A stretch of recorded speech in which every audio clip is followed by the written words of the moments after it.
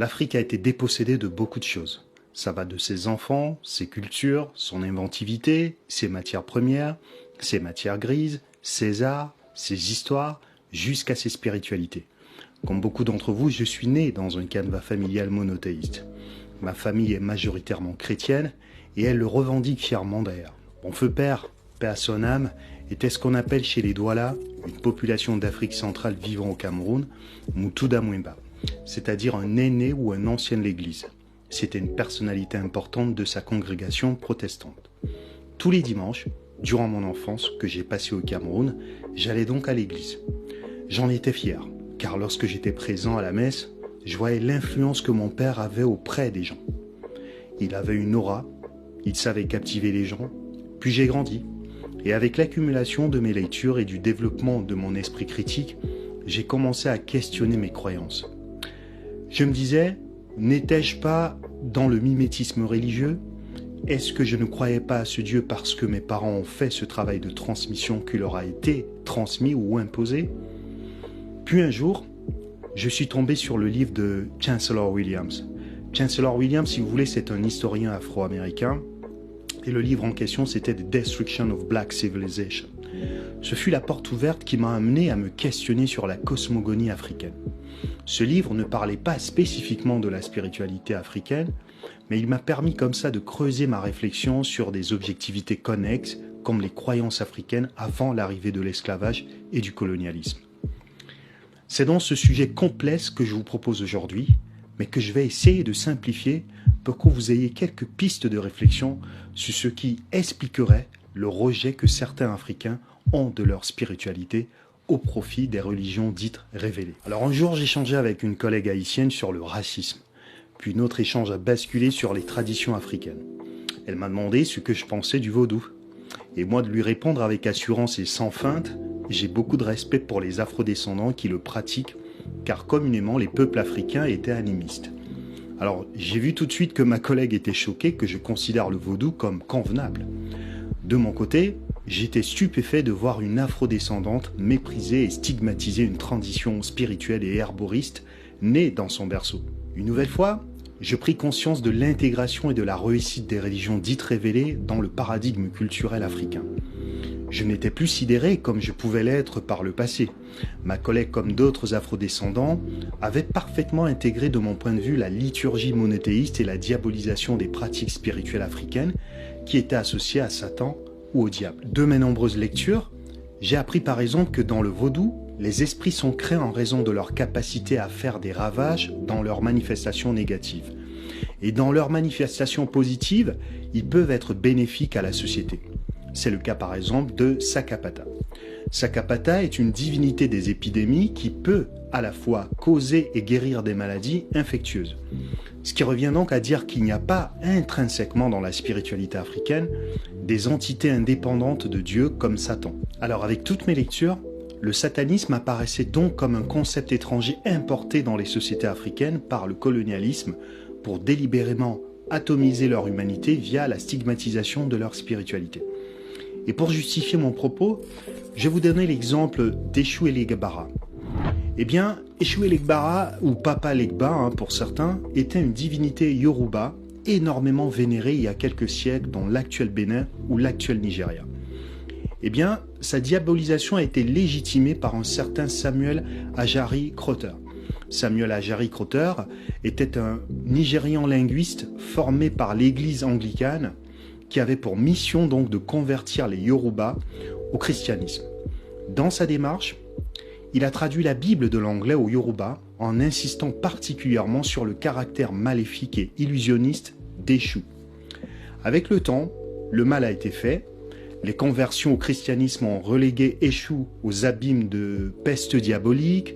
D'ailleurs, Samuel Ajari Crowther est considéré aujourd'hui comme un héros au Nigeria, ce qui est quelque part une démonstration du succès des religions importées. Toute une tradition africaine est donc tombée dans la charrette de l'impérialisme cosmogonite en intégrant dans le récit spirituel que les pratiques spirituelles africaines étaient associées à la perfidie, aux démons ou au satanisme. Vous constatez donc que pour corrompre les hommes, il faut brouiller leur conscience via leurs croyances. On peut tout aussi dire que c'est une fourberie religieuse qui a été mise en place par les esclavagistes puis par les colonialistes pour atteindre des objectifs qui étaient loin d'être religieux. La spiritualité africaine était diabolisée en raison de son association avec les rébellions et les mutineries d'esclaves. Les esclavagistes étaient persuadés qu'à travers leur tradition, les esclaves se regrouperaient et se battraient pour leur liberté. Il était donc primordial d'interdire et de discréditer les croyances africaines, car la spiritualité africaine était une soupape de bravoure et de résolution, permettant comme ça de défier le pouvoir inique de l'Église et des colons. Tenez par exemple, la révolution haïtienne est le parfait exemple. Il faut savoir que c'était une insurrection avec à sa tête des esclaves comme Dutty Boukman qui pratiquaient le vaudou. Il a été par exemple le leader de la cérémonie du bois caïman qui s'est tenue le 22 août 1791. De cette révolte est née la première nation noire qui inspira d'autres Africains à se libérer des antres mortifères de l'esclavage. Et sur ce sujet, on a par exemple le téléévangéliste américain Pat Robertson qui avait déclaré selon lui que les Haïtiens avaient fait un pacte avec le diable en échange de leur liberté. C'est tout de même incroyable. En fait, c'était démonstratif de cette permanence dans la diabolisation de la spiritualité africaine.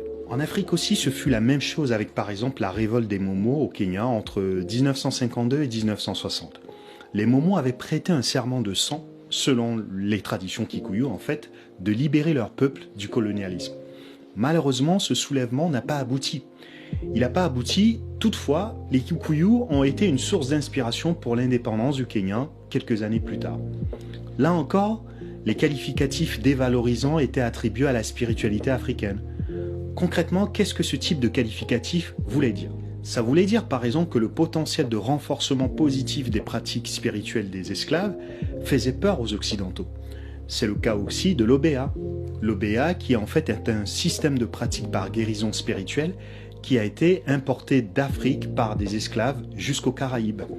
Pendant plusieurs siècles, l'OBA était considéré comme un crime.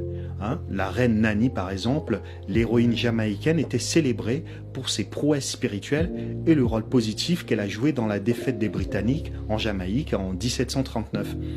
De nombreuses sources font d'ailleurs référence au pouvoir spirituel qui lui ont été attribués, toujours de manière péjorative. Alors les colons étaient notamment persuadés que les praticiens étaient habiles à fabriquer des poisons à base de plantes. En 1866 par exemple, un correspondant colonial couvrant l'arrestation d'un homme soupçonné d'avoir pratiqué l'OBA écrivait cette phrase « L'herbe jamaïcaine est très répandue et comprend des jus hautement toxiques dont cet homme avait une connaissance parfaite. » Nous sommes en 2021, la loi contre les OBA est toujours en rigueur en Jamaïque. C'est dire les nombreux obstacles qui ont été mis en place pour diminuer les Africains dans leur affranchissement. À travers les exemples que je viens de vous donner, vous comprenez que la spiritualité africaine a donc occupé une place importante dans le combat pour la libération du joug des esclavagistes et des colonialistes européens. Son rôle était tellement important qu'il fallait restreindre sa pratique, ce qui a forcé les praticiens africains de la diaspora à se réfugier dans la clandestinité ou d'altérer leurs pratiques. C'est le cas par exemple de la santeria qui est un dérivé de la religion Yoruba à Cuba. Ces praticiens ont pu faire survivre la santeria en déguisant et en diluant leurs pratiques avec le christianisme pour éviter d'être détectés. Ensuite, au niveau de la culture populaire, cette machination a traversé là aussi les époques jusqu'à nos jours avec Hollywood, qui continue comme ça de perpétuer les stéréotypes négatifs sur ces pratiques spirituelles avec des images de magie noire qui confortent le caractère sombre ou occulte de ces pratiques. Alors que, comme je vous le mentionnais au début, le satanisme n'existe pas à proprement parler dans la spiritualité africaine. Satan n'a pas vraiment d'existence précise dans la cosmogonie africaine, car elle prétend qu'il n'y a pas d'esprit intrinsèquement mauvais. Le manichéisme présent dans le monothéisme n'est pas inscrit dans l'ADN spirituel africain. Les divinités peuvent toutes produire à la fois des résultats positifs, comme ils peuvent produire des résultats désastreux. Je vous prends un exemple. Le vent, les esprits, comme les objets, peuvent avoir une influence protectrice ou néfaste. La spiritualité africaine induit la personne. Par exemple, on dit souvent que l'argent révèle les gens. Vous pouvez faire du mal comme vous pouvez faire des choses prodigieuses avec l'argent. Vous êtes d'accord avec moi? Eh bien, l'argent accentue donc votre laideur morale ou votre bonté. C'est la même chose, par exemple, si je prends l'exemple d'un caillou. Un caillou à la main peut servir pour tuer comme il peut servir pour construire un toit. Eh bien, c'est la même chose pour les spiritualités africaines. Le vaudou, comme d'autres pratiques spirituelles africaines avant l'arrivée des esclavagistes et des colons, n'avait pas cette imagerie satanique qu'on lui accole exclusivement aujourd'hui. La réécriture de l'histoire a fini par corrompre les Africains eux-mêmes et à les enfermer dans la confusion et la haine de soi. Alors avant, j'étais triste ou en colère lorsque je voyais des Africains ne pas sortir de ce scénario des religions dites révélées. Parfois, je souriais lorsque je voyais toutes ces foules qui attendaient d'être sauvées par un Jésus blanc. Aujourd'hui, même si je ne supporte toujours pas le manque d'autodéterminisme de ces foules, je reconnais aussi que le génie africain est dans ce syncrétisme-là.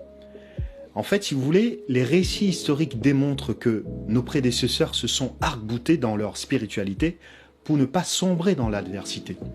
Ils ont conservé les pratiques holistiques, herboristes et spirituelles pour ne pas périr dans le désespoir. Au fond, je me vois donc un peu comme les hommes et les femmes qu'ils ont voulu être, c'est-à-dire des gens débarrassés de toutes ces chaînes qui voulaient limiter leur magnificence et les empêcher de vivre pleinement leur existence. Alors qu'on soit clair, je ne fais pas de la motivation spirituelle lorsque je le dis. Je ne suis pas non plus dans une velléité identitaire. Je suis juste fièrement un Africain affranchi des religions dites révélées qui a choisi la position honorable de mes ancêtres et je pense que mes ancêtres salueront cette position-là.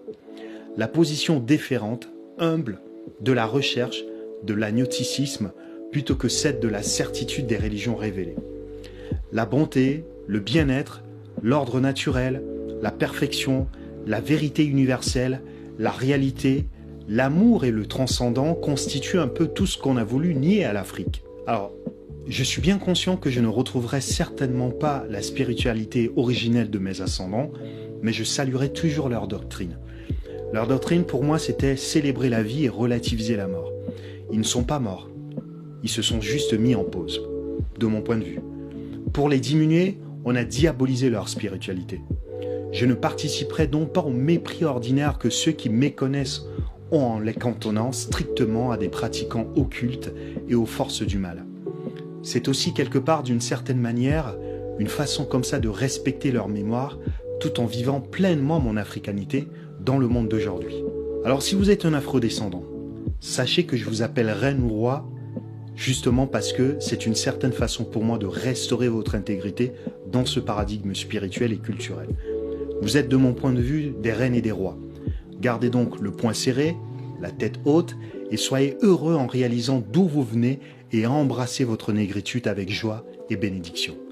Peace.